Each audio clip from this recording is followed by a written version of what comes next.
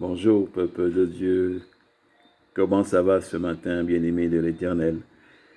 C'est toujours une grande joie pour moi d'être avec vous pendant ce programme béni de Dieu.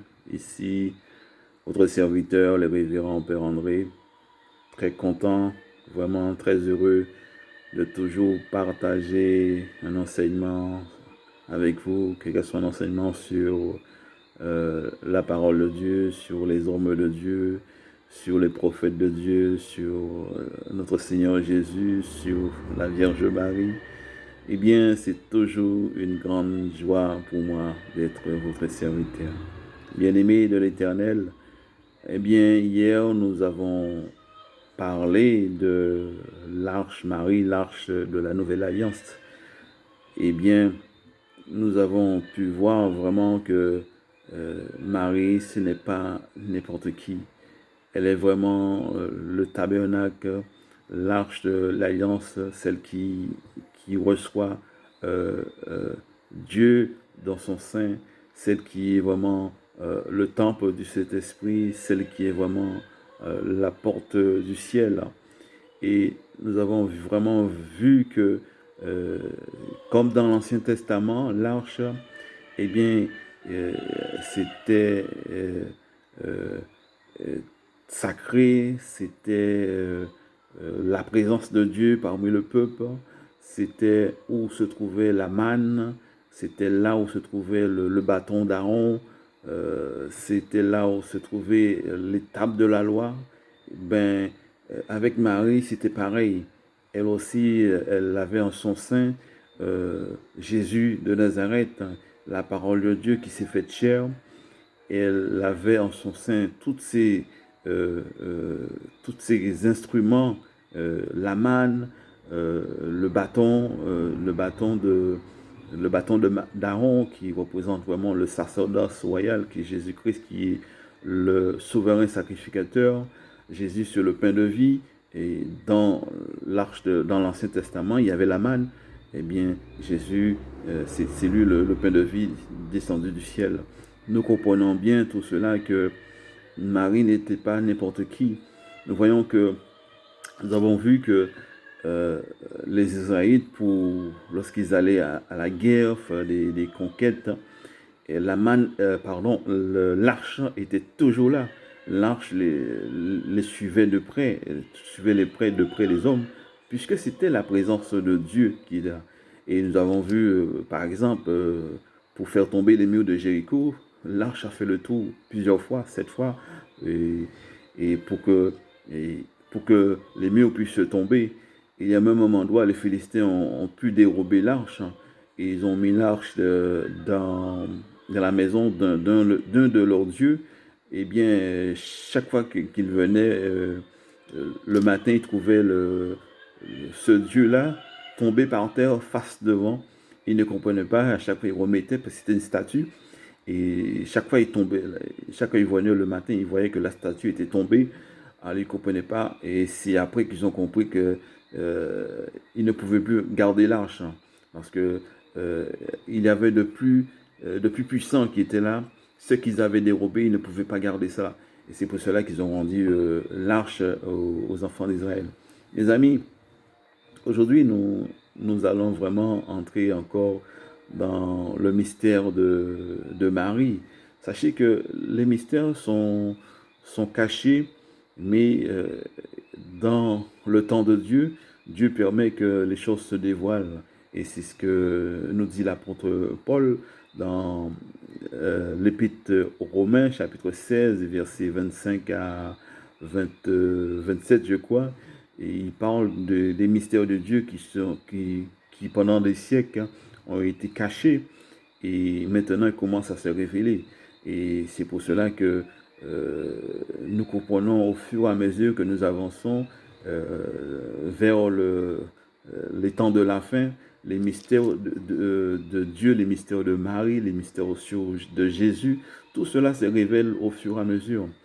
Quand, par exemple, quand les disciples de Jésus lui ont posé cette question euh, sur, euh, pendant le sermon sur la montagne, où Jésus leur a dit, ils ont posé cette question à Jésus, dis-nous quand Jésus leur a dit, vous entendez parler de guerre, des bruits de guerre, les nations que sera, euh, euh, euh, s'affronteront une contre l'autre, tout cela, il y a des tremblements de terre, des disettes, et les disciples ont posé cette question. Dis-nous quand cela se fera-t-il? Parce que pour eux, c'était un mystère, ils ne savaient pas, ils ne connaissaient pas quand est-ce que ça va faire. Mais Jésus leur a expliqué qu'ils vont voir des choses. Mais pour eux, à leur époque, c'était un mystère. Mais pour nous aujourd'hui, qui, que nous qui vivons l'accomplissement de ces choses, pour nous, ce n'est plus un mystère, c'est une chose qui se révèle. C'est pour cela que c'est très important de pouvoir comprendre les mystères. Lorsque les mystères, nous ne les comprenons pas, elles deviennent un mystère, c'est normal. Mais au fur et à mesure que Dieu nous les révèle, elles ne deviennent plus des mystères, elles deviennent des choses qui s'accomplissent. Hein. Et nous sommes vraiment nous devenons des témoins de, de ces choses. En tout cas, mes amis, je suis très content d'être là avec vous ce matin. Et aujourd'hui, nous allons parler, quatrième jour, nous allons parler de Marie, servante de Dieu. Alors, c'est quoi une servante? C'est quoi un serviteur de Dieu? Eh bien, ce sont des personnes qui sont consacrées pour Dieu et qui, euh, qui s'engagent vraiment par leur vocation à servir le Seigneur. Et ils ne sont pas là pour se servir, mais pour être au service des autres. Amen. Et ce sont des personnes qui doivent avoir des qualités, notamment l'humilité, être vraiment dirigées par le Saint-Esprit. Ce sont des personnes qui doivent manifester par leur attitude, leur action, leur manière de faire, euh, vraiment de l'amour et que cet amour puisse nous conduire vers Jésus qui est la source de vie. Et nous voyons que, euh, concernant cela, nous voyons que Marie, qui était vraiment la servante de Dieu, elle était c'est une femme très humble, et nous voyons que elle a vraiment pris sa vocation, sa mission, euh, euh, lorsque l'ange Gabriel lui a rendu la visitation, lui a rendu cette visite, hein, et qu'elle a vraiment pris au sérieux. Elle s'est dite que je veux servir le Seigneur. Et elle a dit à l'ange Gabriel, eh bien, qu'il soit fait selon ta parole, parce que elle a cru à cette parole, l'ange Gabriel. Elle n'a pas douté, elle n'a pas cherché à s'esquiver ou autre chose. Elle a vraiment tout de suite pris les choses très, très au sérieux. Nous allons lire ce passage. Aujourd'hui, l'évangile du jour, c'est Luc chapitre 1, verset 38. Nous allons lire à partir du verset 34 jusqu'au verset 38. Luc chapitre 1, verset 34 à 38. Marie dit à l'ange, comment cela se fera-t-il puisque je ne connais point d'homme? L'ange lui répondit, le Saint-Esprit viendra sur toi et la puissance du Très-Haut te couvrira de son ombre. C'est pourquoi le Saint-Enfant qui naîtra de toi sera appelé Fils du Très-Haut. Voici, Élisabeth, ta parente, a conçu elle aussi un fils en sa vieillesse. Et celle qui était appelée stérile est dans son 6e mois, car rien n'était possible à Dieu. Marie dit, je suis la servante du Seigneur, qu'il me soit fait selon ta parole. Et l'ange la quitta.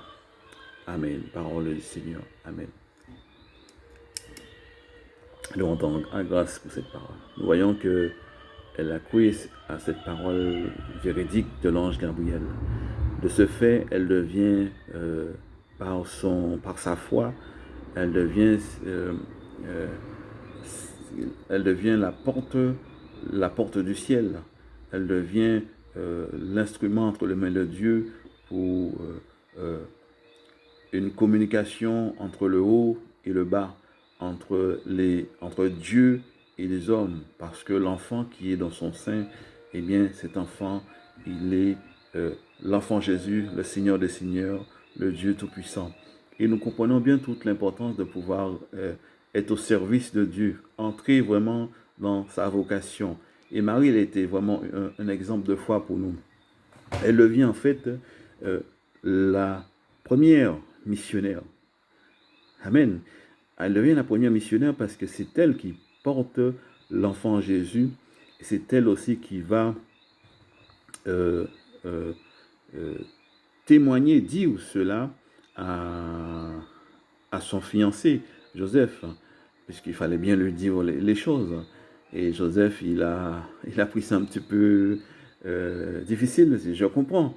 Mais le Seigneur était toujours là. Et c'était vraiment le plan de Dieu.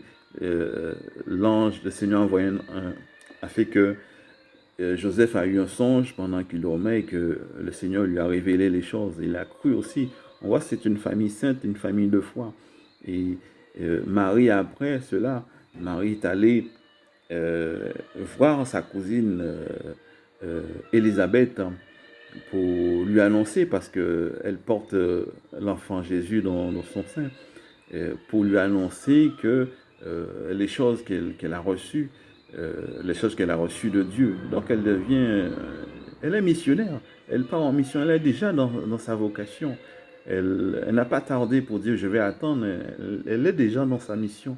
Et lorsqu'elle arrive euh, euh, chez Élisabeth, sa cousine, eh bien, Élisabeth, lorsque Marie parle, l'enfant qui est dans le sein, Jean-Baptiste d'Élisabeth, eh bien, l'enfant a tressailli de joie. Et à ce moment-là, le Saint-Esprit vraiment s'est manifesté sur elle. Et, et là, Élisabeth a commencé à prophétiser pour Marie. Elle a commencé à lui dire, tu es bénie entre toutes les femmes. Elle a commencé à lui dire les choses. Elle n'était pas là, mais elle a dit, heureuse celle qui a cru. Celle qui a cru à la parole de l'ange. Et les choses qui ont été dites, qui lui ont été dites, eh bien, elle va s'accomplir. Vous voyez que toute, cette, comment dire, ce déroulement en train de se faire, lorsque Marie est entrée dans la maison d'Élisabeth. On appelle ça justement, on appelle ça la visitation, pardon, la visitation. Et, et, et cela ne peut que nous renforcer dans notre foi. Amen. Et lorsque Marie a entendu toutes ces choses, toute cette prophétie, elle a commencé à chanter, à entonner un chant pour le Seigneur. Mon âme exulte le Seigneur. C'est ce qu'on appelle le Magnificat. Tout ça, c'est inspiré du Saint-Esprit. L'important, c'est de pouvoir comprendre que euh, euh, là où est-ce qu'elle passe, il y a toujours une manifestation.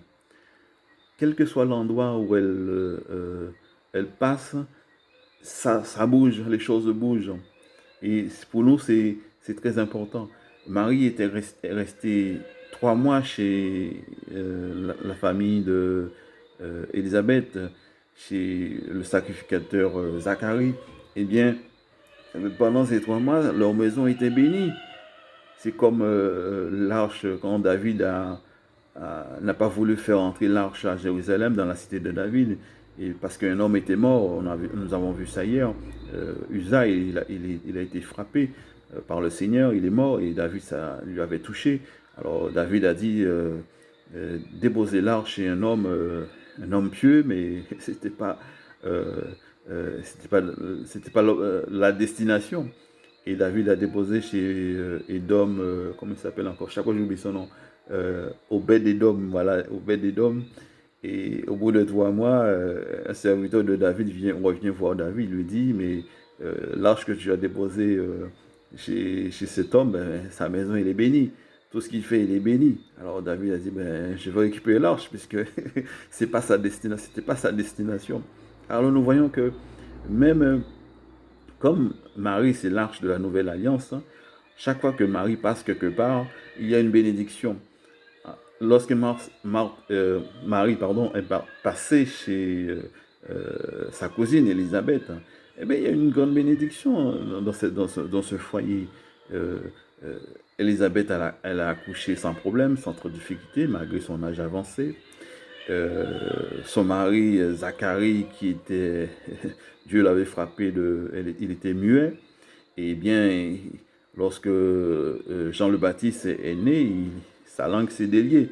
Mais tout cela, c'est après le passage de Marie. Et les gens qui ont vu les choses se faire, ils ont eu un témoignage puissant, ils ont commencé à avoir la crainte de Dieu. Toutes, toutes les gens d'alentour de la maison de Zacharie ont commencé à avoir la crainte de Dieu. Tout simplement parce que Marie était passée par là. Nous comprenons bien que lorsque l'arche de Dieu passe quelque part, c'est la présence de Dieu. Il y a absolument une manifestation. Les choses doivent absolument bouger dans la vie de la personne. C'est pour cela que quand Jésus dit sur la croix, euh, euh, Fils, voilà ta mère, c'était vraiment très, très important. Nous devons comprendre tout cela. C'est là très important pour nous. Amen, alléluia. Nous voyons que en tant que servante de Dieu, eh bien Marie, elle a pris très au sérieux, comme nous l'avons dit, son rôle de mère. Elle a éduqué l'enfant Jésus, elle lui a donné beaucoup d'amour, elle lui a enseigné, s'enseigner toutes les choses de la vie. Et aussi, nous voyons que tout au long de son ministère, sa mission sur terre, elle a suivi Jésus jusqu'à la fin. Nous voyons que aux noces de Cana, elle était là. C'est elle qui a donné le top départ de la mission de Jésus. Ils n'ont plus le vin. Et il faut que tu commences. C'est l'heure de commencer ta mission. Et elle était là. À la mort, au pied de la croix, elle était là. Elle souffrait, mais elle était là. À la Pentecôte, elle était là. Nous voyons que vraiment, c'est une servante de Dieu qui est vraiment de l'excellence. Et c'est vraiment un modèle de foi. Pour nous, mes amis, nous devons vraiment être aussi des personnes qui veulent vraiment marcher à la suite de Jésus, mais en prenant aussi comme modèle, comme référence sa maman. Et restons dans l'humilité. Si le Seigneur, mon ami, t'appelle pour une vocation, t'appelle pour faire quelque chose, je ne sais pas quoi, mais tu dois vraiment regarder vers Marie. Elle, elle est vraiment le modèle aussi de l'humilité. Elle ne doute pas, elle n'a pas douté. Toi aussi, lorsque le Seigneur t'appelle pour une vocation, eh bien, ne doute pas de ce que le Seigneur te dit. Crois seulement. La foi, c'est ça. C'est une affirmation des choses qu'on espère. Et c'est une démonstration. Et le Seigneur attend de nous que nous puissions démontrer notre foi par des actions concrètes, des actions de notre vie.